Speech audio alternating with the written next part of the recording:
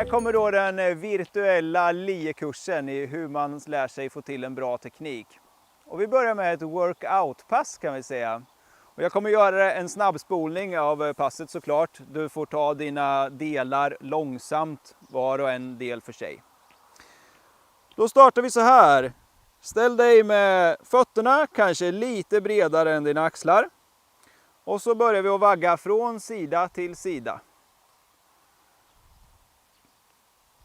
Tänk på att studsa ifrån med fötterna så du verkligen använder tårna och vadmusklerna. Det gäller att använda så många muskler som möjligt när du slår med lie för att inte bli trött. Mycket lätt böjda knän. Vi lägger till ett kroppsvrid. Det är superbra för svanken. Vi kan överdriva kroppsvridet ordentligt så man tittar bakåt i varje vridning. Börja lägga på händerna.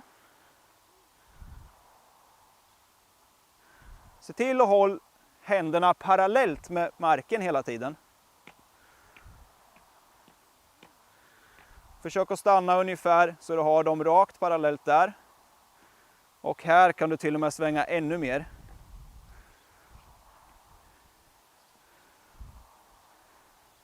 Så nu ska du känna hur du använder vaderna, låren, svanken och hela ryggen. Man tar i väldigt mycket med magmusklerna när man slår med lien.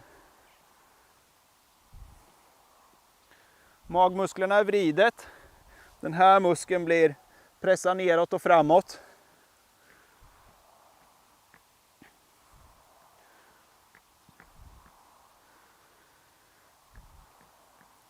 Sen måste vi ha lite kraft också.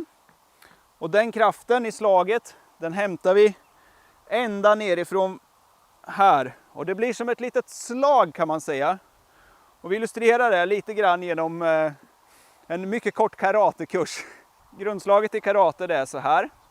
Du byter plats på handen bara. Vi kan försöka göra det med bara armstyrka. Man känner lätt att det blir väldigt vekt. Hämtar man däremot och gör ett ryck ända nerifrån höften.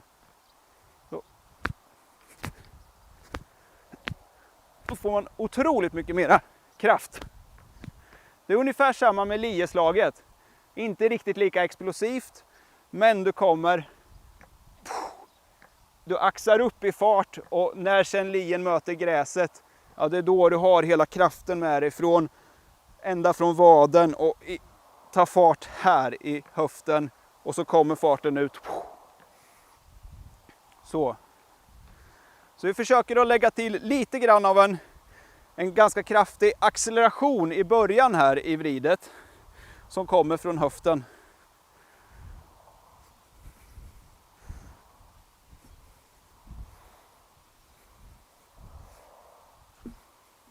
Man kan också tänka att kroppen ska vara lite grann som en fjäder. Så här tänjer man ut fjädern och så spänns den och tänjer ut och spänns långsamt tillbaka.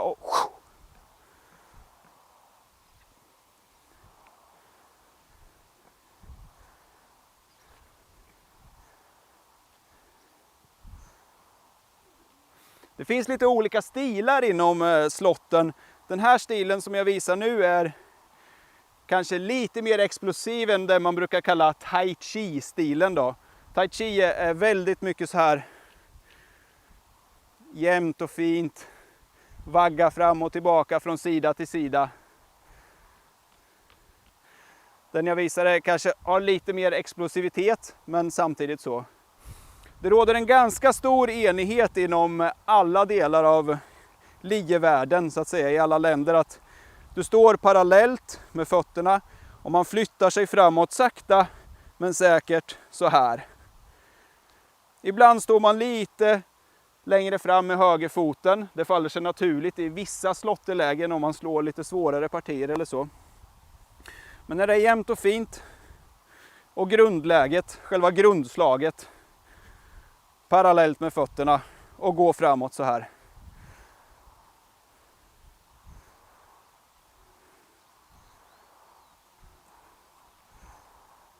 Så vi lägger till lien på det hela.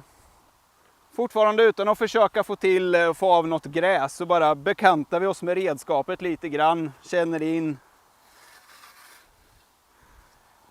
Bak.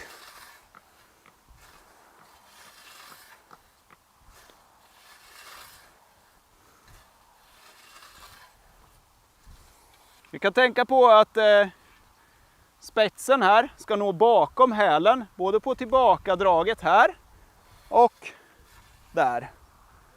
Så ligger vi i ett optimalt fint slag här. Man slår nästan lika mycket gräs på höger sida som på vänster sida. Om man gör det så får man också mycket jämnare belastning av ryggen. Man ser ibland filmer och andra som slår nästan bara gräs på högersidan. Och det blir en väldigt skev belastning.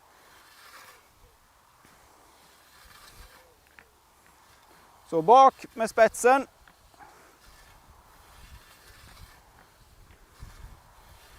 Känn att kroppen är en fjäder. Där tar den fart då. Ta fart. Där är ytterläget. Tillbaka.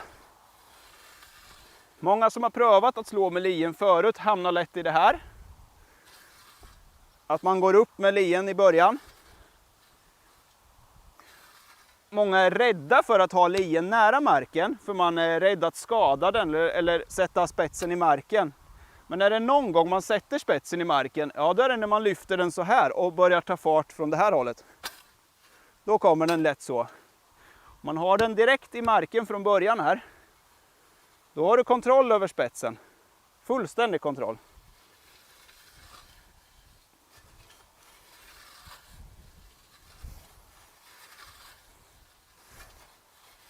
Och för att vara gräset jämnt och fint både på din högersida och på din vänstersida, så måste lien ligga platt och fint hela vägen. Och då gäller det att få en rullande rörelse. Att lien liksom rullar så här genom hela slaget. Vi tittar på det. I början har jag tryck på den sidan. Här, spetsen upp. Här framme har jag trycket ungefär på mitten av bladet. Här. Och på slutet har jag trycket här. Det vill säga på slutet av slaget är den här alltid egentligen lite lyft. Spetsen lyft. Basen lyft. Spetsen lyft. Basen lyft. Prova nu att lägga till den här rullningen ordentligt. Det finns en liten risk att man hamnar i en alltför statisk cirkelrörelse så här innan man har lärt sig själva tekniken. Det här sista, det är nästan som att lära sig att cykla liksom, när man verkligen får till det. Om cirkelrörelsen är för statisk, och då kommer grässtråna i en alltför flack vinkel mot lieggen och bara försvinner. De går nästan parallellt med äggen och då skär den inget gräs. Så det gäller att få till att man liksom fångar gräset lite i framslaget. Bak, fram med lien lite mer rakt fram och sen dra åt sidan. Fram, dra åt sidan. Och att man nästan, i alla fall om man ska slå mycket, kastar ut lien, fram, drar åt sidan. Kasta ut, fram, dra åt sidan. Kasta ut, fram, dra åt sidan. Kasta ut, fram, dra åt sidan. Kasta ut, fram, dra åt sidan. Kasta ut, fram, dra åt sidan. Nu överdriver jag ju de här lite, men ofta är det som är själva grejen för att verkligen få till den slutklämmen så det blir riktigt bra.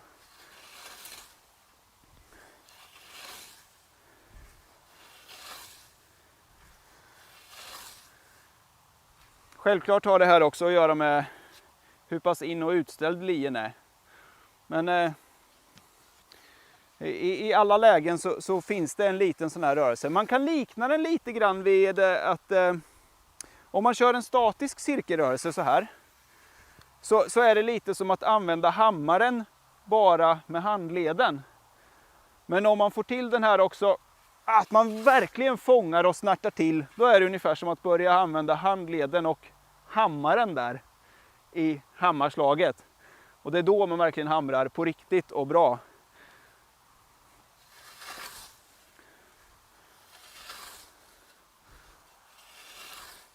Och sen är det precis som att köra bil.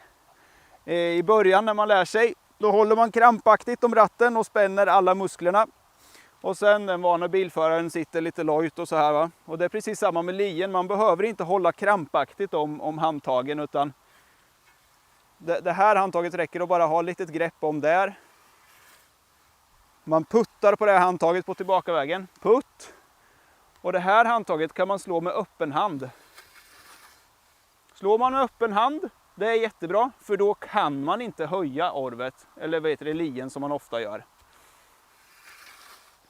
Tillbakavägen får man fånga lite. Så fort lien börjar gå framåt, öppen hand. Kan vara mycket bra knep för att verkligen få till där att lien ska släpa i marken.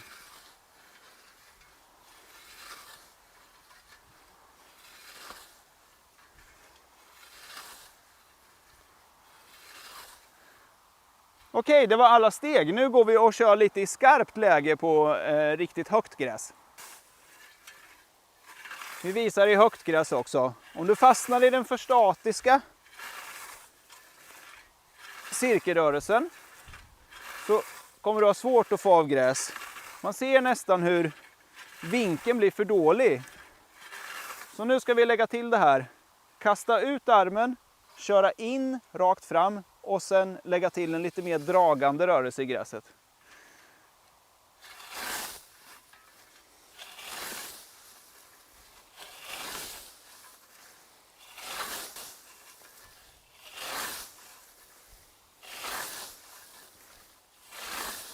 Ja, nu ska vi veta att det här är en virtuell liekurs där jag inte kan vara med och stå och tipsa om förbättringar hela tiden. Så det allra bästa som du kan göra, det är faktiskt att filma dig själv. Gärna bakifrån och jämföra med den filmen som visas. Ett mycket vanligt misstag, det är att man inte vågar trycka ner lien i marken helt enkelt. Och då brukar jag säga, våga tryck ner hårt. Och vad är då hårt? Jag tar en våg.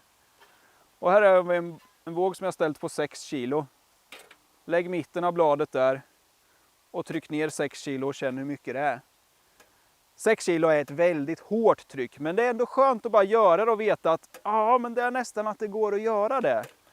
Och vet man om att det går att trycka så här mycket, då blir det nästan också som att man lutar sig lite på lien. Så när jag går fram här, skulle man rycka undan lien, då skulle jag nästan tippa framåt. För många undrar ju hur det går att få det så himla fint. Jag ska försöka illustrera lite om jag inte trycker hur det kan bli.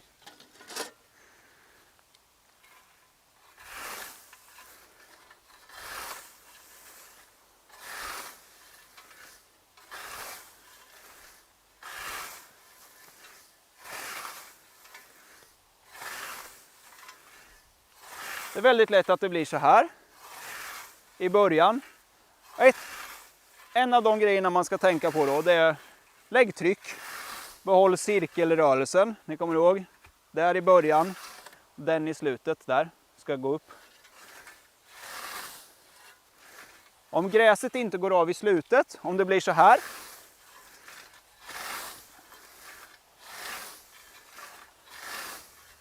Ni ser där. Då är det för att spetsen går uppåt så. Titta skillnaden. Där i slutet. Och det är lite också som ett 100-meterslopp. Alltså när man har en sån här kant att följa så ska du ha fart ända ut i slutet.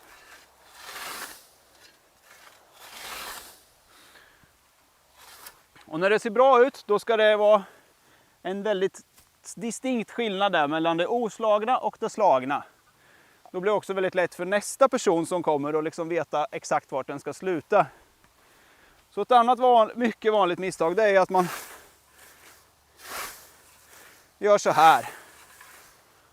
Många tror att de gör så och trycker ner, men i själva verket går det upp så här.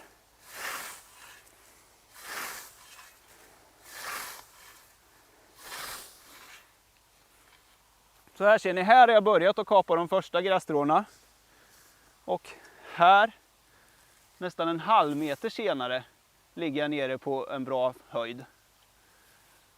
Då får man en så kallad backe i början. Och för att undvika den backen så är det enda att Ner med bladet i början. Och låt spetsen peka lite upp. Och sen precis när du går in och fångar gräset, ja, då trycker man ner och börjar ha mer mitten på bladet. Tryck på. Några kilos tryck.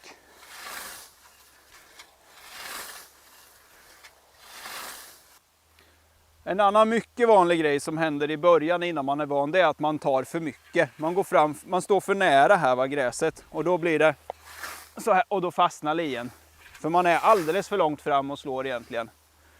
Så det jag brukar rekommendera då, det är att alltså slå lite så det verkligen inte slår gräs. Och sen får man gå framåt med små steg. Hämta lite gräs och dra åt sidan.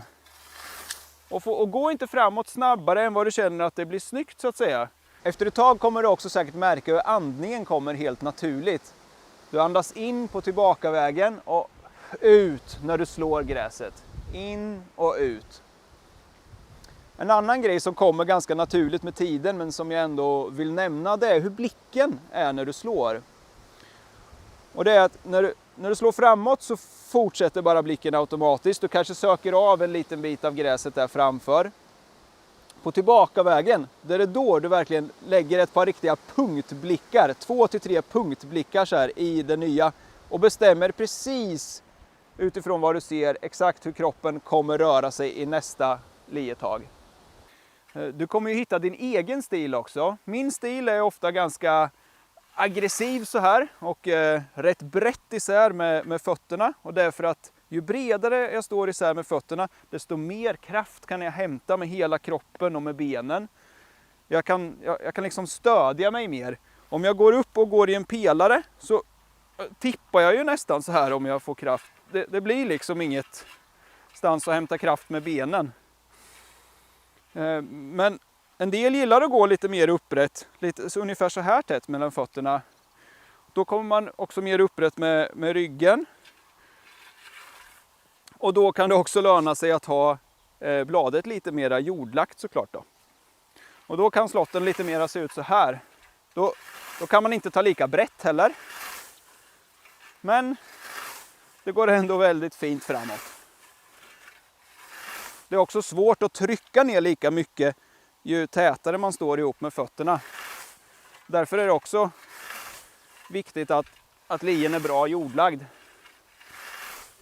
Så när du har kört med lien ett tag så märker du ju faktiskt snart vilken stil som passar dig så att säga.